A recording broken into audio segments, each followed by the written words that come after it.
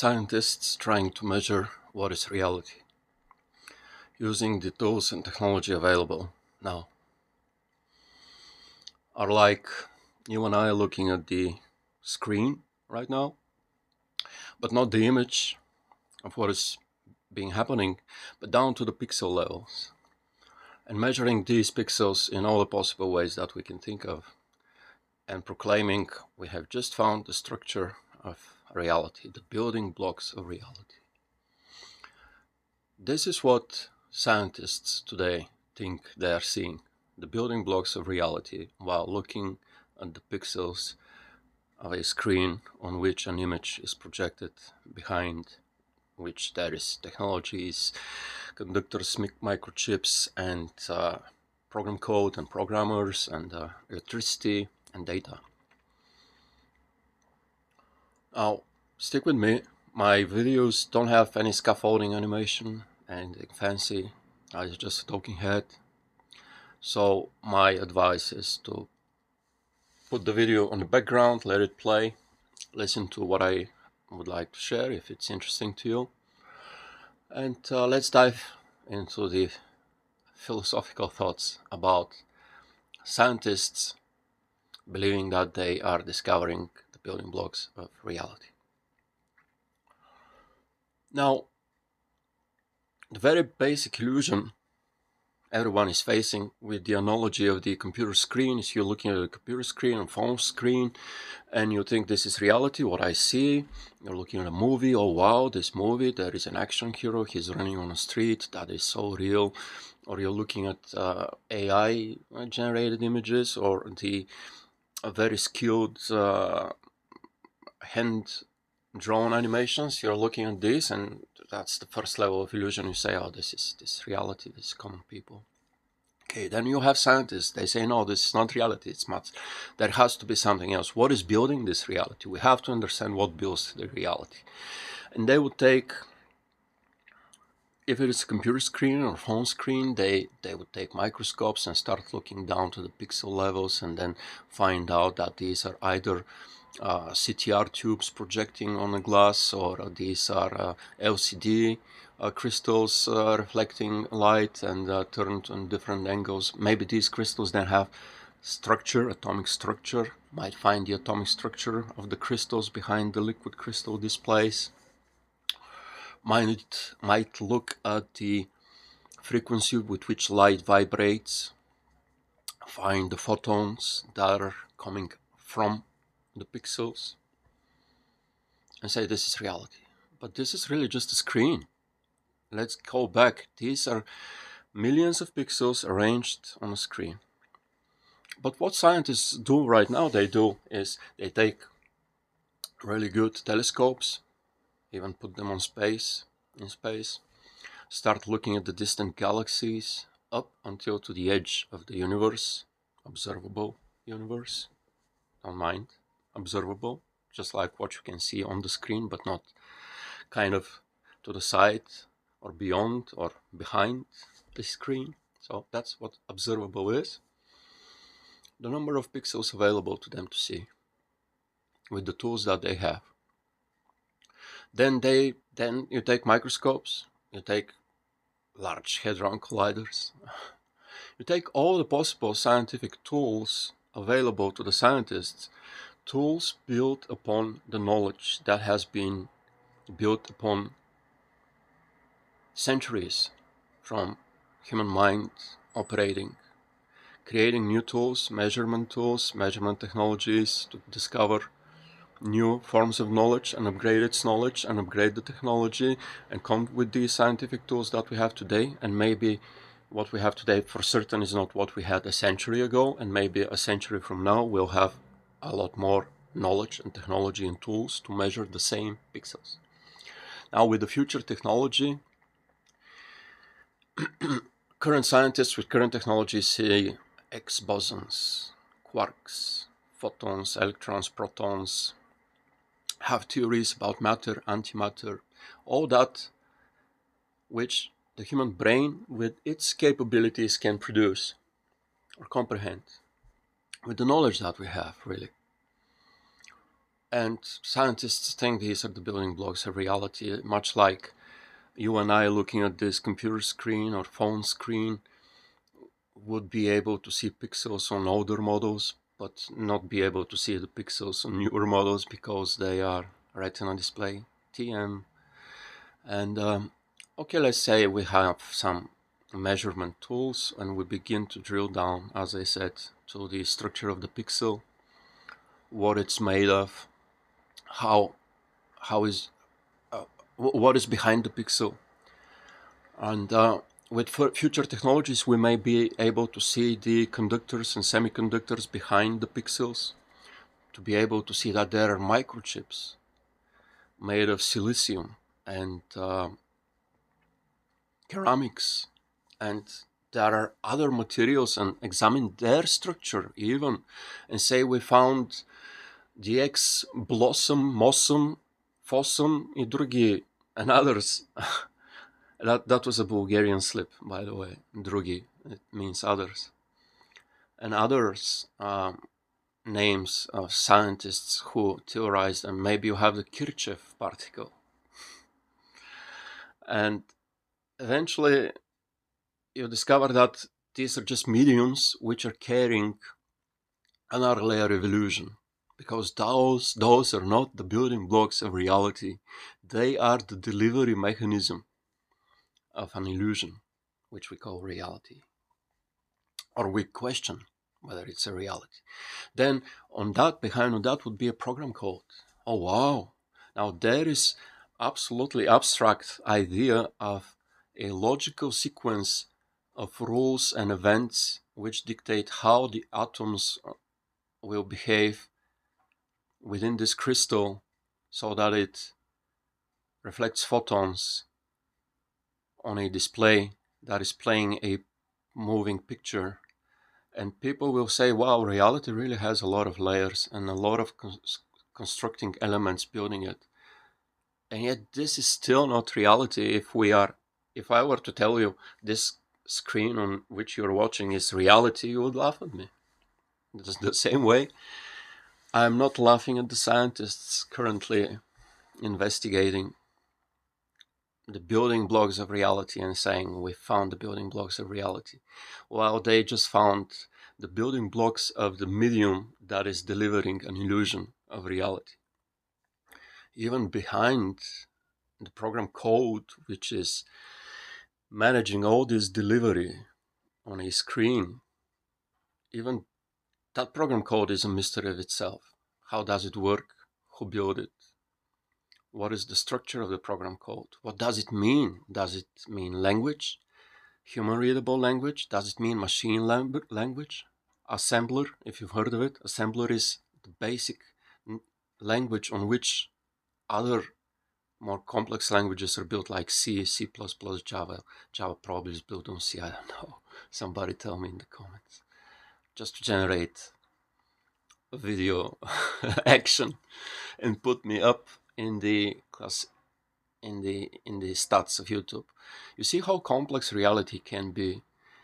There are so many structures that are building the delivery of this illusion that we can talk for centuries and still not mention them all, because we have centuries of human knowledge and ideas and notions and preconceptions that we've built upon to reach to this point, which is just another tiny fraction of what else can possibly be provided up on a spiral of upgrading knowledge and technology, probably to an infinity. As long as you have questions and answers, you have matter and antimatter annihilating each other, or answers annihilating questions. But then still there is one more question always remaining, that extra question, that matter. And whatever we as knowledge build and discover and technologically upgrade and advance, we would still be limited to the abstract structure of the brain and the compute capacity of the brain, or the silicon extension that we are creating to become cybernetic symbiosis between biological compute and silicon compute, silicium. And then the compute, the joint compute that we have is still going to be limited in its ability to perceive reality, much like our current tools would still be looking at pixels and the structure of pixels. And no matter how deeply you look into the structure of a pixel and the liquid crystal behind it and the conductors and semiconductors and microchips and silicium and you know where this is going, you would still not be looking at the building blocks of reality. You would be looking at the building blocks of the delivery system of an illusion. The building blocks of the illusion and not the reality. Because to see the building blocks of reality, you would have to have an understanding which the human species even augmented with artificial digital machine intelligence, intellects, etc. wouldn't have the ability to understand. That's the limitations of the tools which our knowledge is technologically allowing us to create. And the thing that we are looking at is just a delivery mechanism which allows to be looked at on the level of the tools used to look at it. And even if we have in millions of years from now all the tools that would be technologically exponentially advanced, even in a singularity, you would still be seeing that which we are looking on for to see. And we are looking on for to see as building blocks of something that doesn't exist. Because it's still the observer trying to observe himself and expecting to see that which his eyes allow him to see, or his mind's eye allows him or her to see. And the problem is not so much with seeing, but it's with understanding. And it is not really the biological or technological limitation, but the conceptual limitation. As long as we're trying to understand, we would be limited by the capacity of the tools we use to understand. And even if we have an unlimited in strength and computational power of a tool, whatever is given to us as an understanding would still be limited to the abilities of us to understand it intellectually. And if we could then collectively link all the human minds and human technology into one giant super ultra galactic computer, we would still be limited to understand that which this combined power can understand. And as there is always one extra question, one extra bit of matter in the matter-antimatter or question-answer annihilation, you would still have one more question that is unanswered. That would need more computing power to answer it. And that is just really one game of the intellect. The thinking mind, human or machine, thinking mind. And beyond the mind that is asking the questions, and beyond the mind that is creating illusions or perceiving illusions that are projected onto it by the visible material world in which we live. When you remove all the information that is coming from the sensory system, and if you stop all the compute and thinking that is happening, it is when you actually would realize what reality is. Because everything else that is information is an illusion. It is as complex and realistic and believable and measurable as it is an illusion. That is being delivered by the thinking mind. And Buddhists will say, turn off your senses, stop your mind from racing and thinking, and meditate, and you may have a glimpse of reality. But that is when all the sensory systems are turned off and no information is coming through. And even at that moment, the moment you register the information that you are observing reality, you lose reality because it collapses into the format of understanding that you're capable of. Whether it's computational or intuitive, whatever it is limited by the capabilities of the tools measuring its existence. And it collapses within the framework and the limits of that focus. Because all of that is just a delivery system.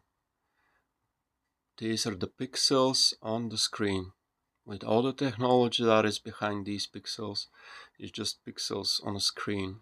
It's the delivery system of supposedly a reality, which is so filtered through the delivery system that it is actually an illusion limited within the frame of the delivery system. And beyond all these delivery systems and measurements and tools to comprehend and sense it, the air on your skin, the sound of the air, the sound of your own breathing and heart, all sound, all sensory systems, all that which the eyes perceive, all that which the mind and the thoughts can provide are information. And all information is an illusion, just like the delivery system of the computer or phone screen and the moving pictures on it and the audio coming. They are not really reality, they are just projections. That's what I wanted to share. I made that video in several cuts.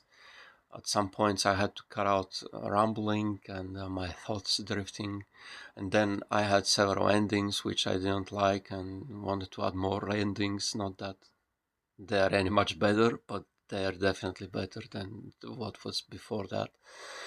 And I hope it was worthwhile several minutes of your day. And if you like it, if you are interested and you find this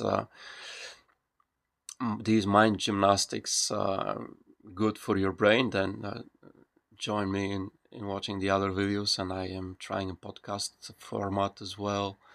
So that's it for today, I think.